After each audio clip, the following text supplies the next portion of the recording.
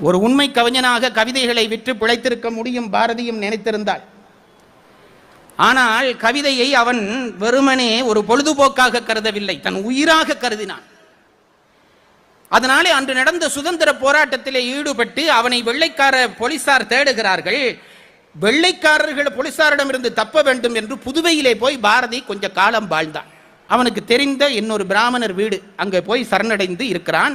அப்பொழுது அங்கே பிரெஞ்சு ஆதிக்கம், வெள்ளைக்காரர்கள் வந்து அங்கே பிடிக்க முடியாது என்ற காரணத்தினாலே பாரதி போய் அங்கே இருக்கிறான்.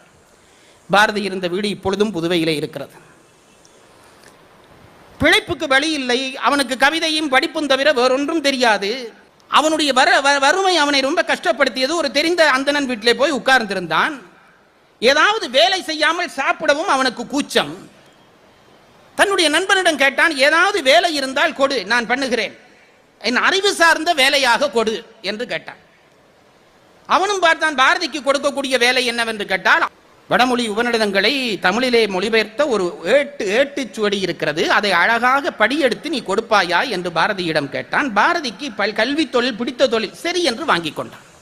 வாங்கி ஒவ்வொரு நாளும் காலையிலே விடிகாலையிலே வந்து அந்த திண்ணையிலே உட்காருவானாம் பாரதி.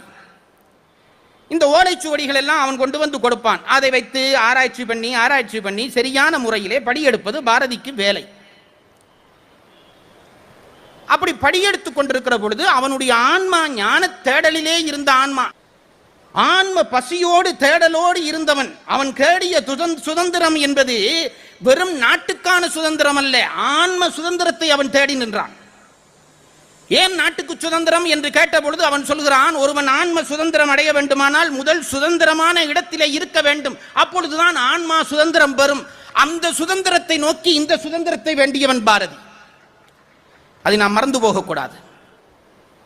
அந்த ஆன்ம பசியிலே எனக்கு ஒரு குரு கிடைக்க மாட்டானா, என் சந்தேகங்களை எல்லாம் நீக்க மாட்டானா என்று தேடிக்கொண்டிருந்த பாரதி அந்த திண்ணைப்படியிலே இருந்து ஒவ்வொரு நாளும் படி எடுக்கிறான். அப்பொழுது ஒரு காட்சி, அந்த வீதி வழியாக ஒருத்தன் போகிறான். கட்டையானவன், ரொம்ப குள்ளமா இருந்தான். பார்த்தால் பைத்தியக்கார தோற்றம், அழுக்காக இருப்பான், முடி வளர்ந்திருக்கும். குழந்தைகள் வீதியிலே போனால் அவர்களோடு விளையாடுவான், அல்லது நாய்கள் போனால் நாய்களை தூக்கி வைத்துக் கொண்டு கொஞ்சுவான். ஆனால் பாரதிக்கு அவனை பைத்தியக்காரனாக முடிவு செய்ய முடியவில்லை. இவ்வளவு அழுக்குக்கிடையிலே, இவ்வளவு விளையாட்டுக்கிடையிலே அவனிடம் ஒரு ஞான ஒளி பிறப்பதை பாரதி இனம் கண்டான். இது யாராக இருக்கும் என்று தேடி காண வேண்டும் என்று முடிவு செய்த பாரதி அந்த பக்கத்திலே வந்தவர்களை பார்த்து விசாரிக்கிறான். இவன் யாராக இருக்கும் என்று விசாரிக்கிறான். ஒவ்வொருவர் ஒவ்வொரு செய்தி சொல்கிறார்கள். எப்போ நான் சொல்லுறேன் பாருங்க, உண்மை ஞானி, உண்மை துறவி தன்னை இனங்காட்ட மாட்டான். பொய்த்துறவிகள் தான் அடிக்கடி தொலைக்காட்சியில் தோன்றுவார்கள். உண்மை துறவிக்கு அது வேலை இல்லை, அவன் உலகத்தை நிராகரித்தவன். இவனை விசாரித்தால் இருந்தவர்கள் எல்லாம் ஆளுக்கு ஒரு செய்தி சொன்னார்கள். ஒருத்தர் சொன்னார் அவன் ஒரு சித்தன் என்றார்கள், ஒருவன் அவனை பித்தன் என்றான்.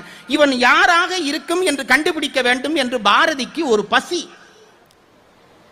ஒரு நாள் மத்தியான நேரம், யாரும் இல்லை. மத்தியானம் சரியாக 12 மணி நேரம். வீதியிலே கூட்டம் குறைந்து விட்டது, ஆள் இல்லை.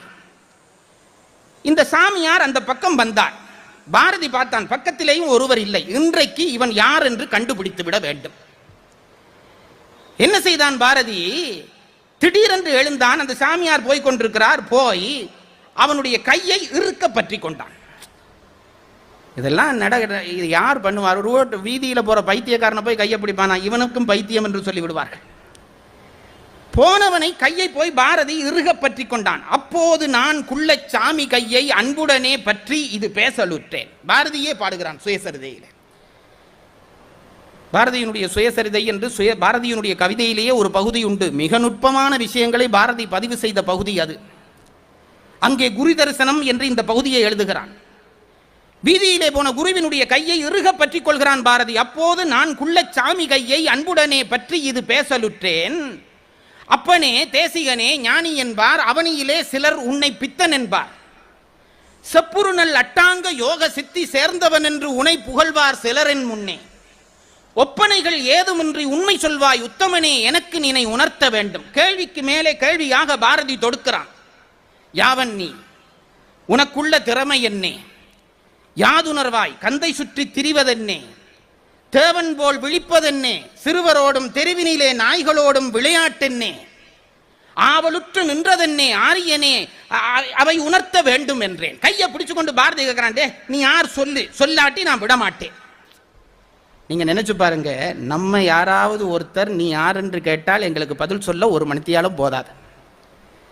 இருக்கிற பெருமை, இல்லாத பெருமை, இருக்கக்கூடிய பெருமை, இருந்தவனுடைய பெருமை எல்லாம் வரிசைப்படுத்தி அடுக்குவோம். ஏனென்றால் உலகப்பற்றுள்ளவர்கள் நாங்கள்.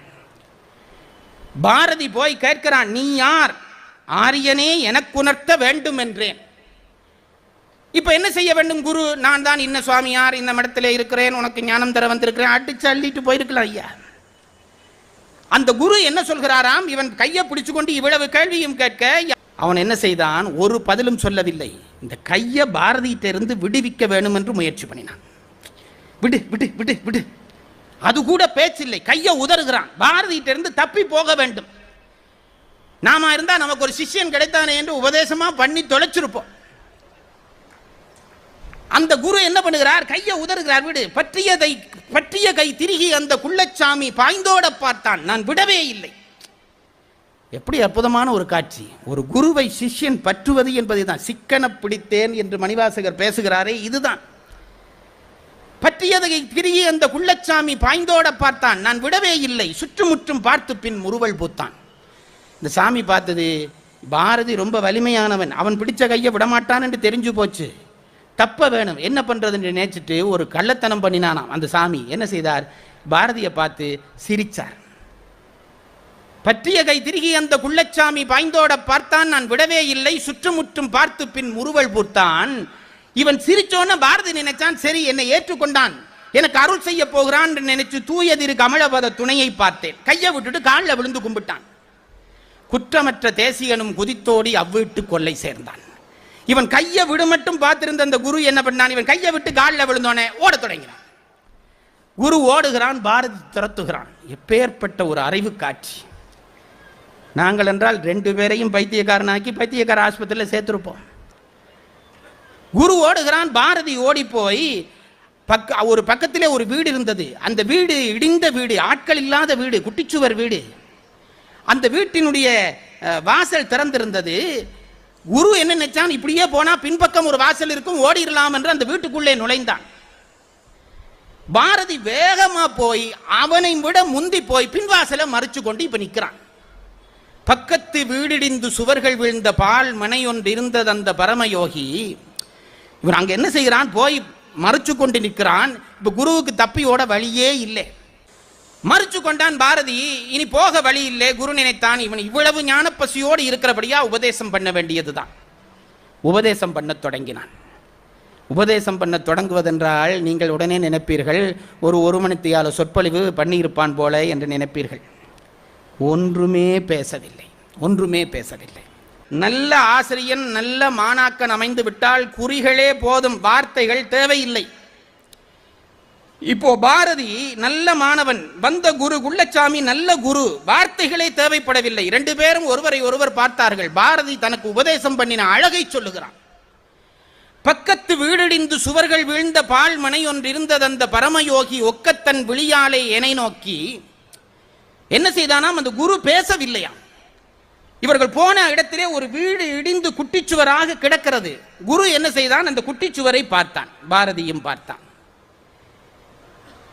அதற்கு பிறகு அண்ணாந்து சூரியனை பார்த்தான். குரு பாரதியும் பார்த்தான். பக்கத்திலே ஒரு பாலடைந்த கிணறு இருந்தது. அந்த கிணறை குரு எட்டி பார்த்தான். பாரதியும் பார்த்தான். அந்த கிணற்றுக்குள்ளே சூரியனுடைய பிம்பம், நடு பகல் என்றபடியால் பிம்பம் தெரிந்தது. பாரதி எட்டி பார்த்த உடனே அந்த சூரிய பிம்பம் தெரிந்தது. இவ்வளவும் தான். இவ்வளவுத்தையும் காட்டிவிட்டு குரு கேட்டான், உபதேசம் புரிந்ததா என்று கேட்டான். மாணவர் பாரதி இவ்வளவு தான் பண்ணினான். பக்கத்து வீடிடிந்து சுவர்கள் விழுந்த பால்மனை ஒன்று இருந்தது அந்த பரமயோகி ஒக்கத்தன் விழியாலே அதை நோக்கி ஒரு குட்டி சுவர் காட்டி பரிதி காட்டி அக்கணமே கிணற்றுள்ளத பிம்பங்காட்டி அரிதிகோளோ என கேட்டான். புரிஞ்சுதாடா? இவ்வளவு தான் அவன் கேட்கிறான். 3ஐயும் காட்டிட்டு பாரதி சொன்னான், அறிந்தேன் என்றேன். மிக்க மகிழ்வெய்து அவன் சென்றான், யானோர் வேதாந்த மரத்தில் ஒரு வேரை கண்டேன் என்று பாரதி படிக்கிறான். இவ்வளவு தாண்டா உபதேசம் பண்ணான். எனக்கு புரிஞ்சுது. குருவுக்கு சந்தோஷம். புரிஞ்சுதா? என்னை விடு, நான் போறேன்ட்டு போயிட்டான். பாரதி எப்பேற்பட்ட கருணை உள்ள புலவன் என்று பாருங்கள். அவனுக்கு உபதேசம் முடிஞ்சதல்லவா, நம்ம வேலை முடிஞ்சது சார், நான் போக வேண்டியது தானே. பாரதியால முடிய இல்லை. பாரதி சொல்லுகிறான், தேசிகன் கைகாட்டி எனக்கு உரைத்த செய்தி செந்தமிழால் உலகத்தோர்க்கு உணர்த்துகின்றேன். அவன் பேசாம போய்விட, குரு எனக்கு வார்த்தை இல்லாமல் சொன்னதை நான் தமிழ் வார்த்தையால தமிழினத்துக்கு சொல்றேன்டா. என்ன சொன்னார் தெரியுமா? என்ன சொன்னார் என்கிற விளம்பரம்.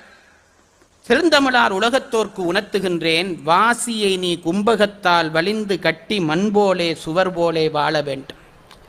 ஒன்றும் இல்லை சார், ரொம்ப சாதாரணமான விஷயம், பெரிய விஷயம். மண்ணுக்கு எது இயல்பு? மண்ணுக்கு எது இயல்பு? பரந்துபட்டு கிடப்பது மண்ணினுடைய இயல்பு. அது எப்படி தெரியும்? நீங்க இந்த மண்ணை இவ்வளத்தையும் இதில் குவிச்சு விட்டு நாளைக்கு வந்து பாருங்க, யாரோ தட்டி அதை பரவிடுவான். அப்ப மண்ணினுடைய இயல்பு எது? பரந்துபட்டு இருப்பது. இப்ப வீடு கட்டி வச்சிருக்கிறோமே, என்ன பண்ணி வச்சிருக்கிறோம்? மண்ணை நிக்க வச்சிருக்கிறோம். அது மண் நிக்காது. நான் சொல்றது உங்களுக்கு புரியுதா?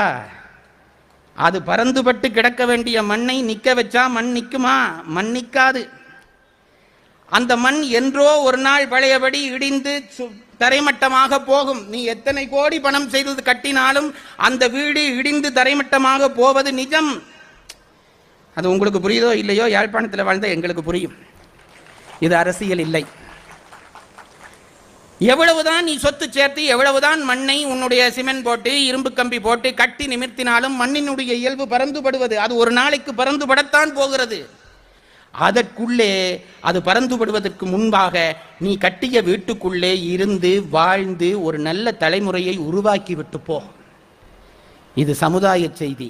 இதே போல பஞ்சபூதங்களால் ஆனதுதான் இந்த உடம்பு.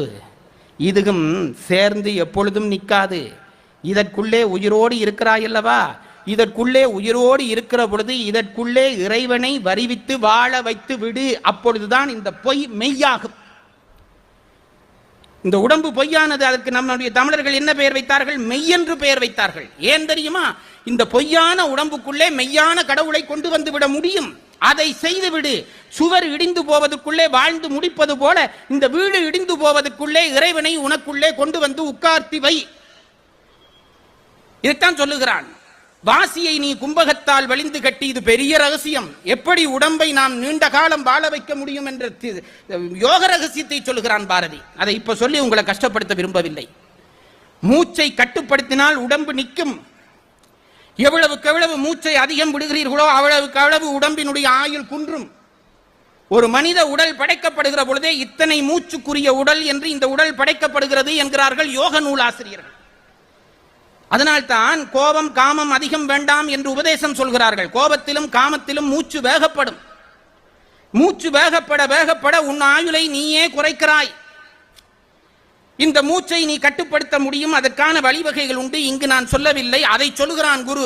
வாசியை நீ கும்பகத்தால் வலிந்து கட்டி மண்போலே சுவர் போலே வாழ வேண்டும். தேசுடைய பருதியொளி கிணற்றினுள்ளே தெரிவது போல் உனக்குள்ளே சிவத்தை காண்பாய். பெரிய ரகசியத்தை சொல்றாடே. கடவுளே இந்த உடம்பாகிய பொய் வீட்டுக்குள்ளே கொண்டு வா. எப்படி கொண்டு வருவது? பாரதியினுடைய மனதிலே கேள்வி. கடவுள் எங்கோ இருக்கிறான் என்கிறார்கள், அவன் ஜோதி வடிவமானவன் என்கிறார்கள். அவனை நான் தொட முடியுமா? அந்த அக்கினியை எனக்குள்ள கொன்ற முடியுமா? நான் பொசுங்கிட மாட்டேனா? இத்தனை கேள்வியும் பாரதி மனதிலே எழும்பின உடனே கூப்பிட்டான் பாரதியை குரு. இங்க வாடா, கிணத்தை எட்டிப்பார். கிணத்தை எட்டி பார்த்தால் கோடானு கோடி மைல்களுக்கு அப்பாலே இருக்கிற சூரியன் அந்த நீருக்குள்ளே பிம்பமாக தெரிகிறது. பாத்தியாடா, சூரியன் உள்ள வந்துட்டான். அப்படி நீ நினைச்சால் அந்த சூரியனையும் உனக்குள்ளே கொண்டு வர முடியும். பாரதி கேட்டான், என்ன பண்ண வேணும்? நான் முயற்சிக்க பண்றேன், முடியலையே, என்ன பண்ண வேண்டும்? கிணற்றிலே என்ன பார்த்தாய்? கிணற்றுக்குள்ளே இருக்கிற நீரிலே அசைவில்லை. அது பாழுங்கிணறு, அசைவில்லை. அசைவில்லாமல் இருக்க மட்டும் அந்த பிம்பம் தெரியும். அசைத்து விட்டாய் பிம்பம் மறைந்து போய்விடும். உனக்குள்ளே நான் எனது ஆசை என்கின்ற அலைகள் எல்லாம் அடித்துக் கொண்டே இருக்கிறது அல்லவா? அது அடிக்க மட்டும் சூரிய பிம்பம் கிணற்றுக்குள்ளே தெரியாதது போல இறை பிம்பம் உனக்குள்ளே தெரியாது. நான் எனது ஆசை கோபம் காமம் என்கின்ற அலையெல்லாம் அடக்கிவிடு.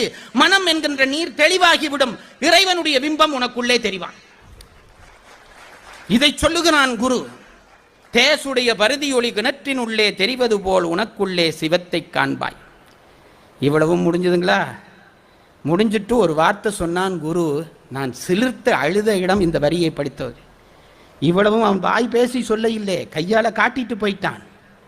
தேசுடைய பருதியோடு கிணற்றினுள்ளே தெரிவது போல் உணற்றுள்ளே சிவத்தை காண்பாய் சொல்லிவிட்டு சொன்னான், பேசுவதால் பயனில்லை, அனுபவத்தால் பேரின்பம் காண்பதுவே ஞானம் என்றான்.